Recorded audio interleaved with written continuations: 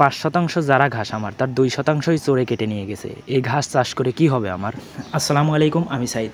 আপনারা হয়তো গত ভিডিওতে দেখেছেন যে আমরা এই চারা ঘাস বাঁচানোর জন্য ধানের জমি নিড়িয়ে যে ঘাস হচ্ছে ওই ঘাস কষ্ট করে ধুয়ে আমাদের গরুগুলোকে খাওয়াচ্ছি। আজ ৩-৪ দিন যাবত ধরে এত রোদের মধ্যে নিরানো ঘাস ম্যানেজ করে গরুগুলোকে খাওয়াচ্ছি, তার একটাই কারণ যাতে করে আমাদের এই নেপিয়ার ঘাসের সংকট না পড়ে, পরবর্তীতে এই ঘাসগুলো আমরা গরুকে খাওয়াইতে পারি। কিন্তু দুঃখজনক বিষয় হচ্ছে আজ ৩-৪ দিন পর এই ঘাসের জমিতে এসে দেখি আমাদের ঘাস আর নেই। যা রেখে গেছিলাম তার অর্ধেকই চোরে কেটে নিয়ে গেছে। গত তারিখের ভিডিওতে আমি আপনাদেরকে বলছিলাম যে আমার এই জমি থেকে ঘাস চোরে কেটে নিয়ে গেছে। সেদিন একটু কমই কাটছিল, কিন্তু আজকে যে পরিমাণ ঘাস কাটছে ভাই, সহ্য করার মতো না। আসলে এদেরকে কি বলবো, এদের মরার ভয় নাই। এদের যদি মরার ভয় থাকতো তাহলে অন্যের জমি থেকে ঘাস কেটে নিয়ে গিয়ে গরুকে খাওয়াইতো না। আজ এরা আমাদের জমি থেকে ঘাস কাটছে, হয়তো আমরা ক্ষমা করে দেবো, কিন্তু এরা তো শুধু আমাদের জমি থেকে ঘাস কাটে না, এরা আরো কত রকমের জমি থেকে এভাবে ঘাস কাটে। তারা যদি এদেরকে ক্ষমা না করে দেয় তাহলে এদের কি অবস্থা হবে? আমাদের এখানে মূলত ৫% ঘাস আছে, তার ২%ই চোরে কেটে নিয়ে যাচ্ছে। মানে চোর এমন ভাবে ঘাস কাটছে মনে হচ্ছে এটা ওর নিজের জমি। আমাদের বাড়ি থেকে এই ঘাসের জমিটা আধা কিলোমিটার দূরে হওয়ার কারণে, তাছাড়া কাজের ব্যস্ততার কারণে এই জমি আমরা সেরকম পাহারা দিতে পারি না, জন্য এভাবে চোর ঘাস কেটে খাওয়াচ্ছে। এই জমির ম্যাক্সিমাম ঘাস চোরে কেটে নিয়ে যায় জন্য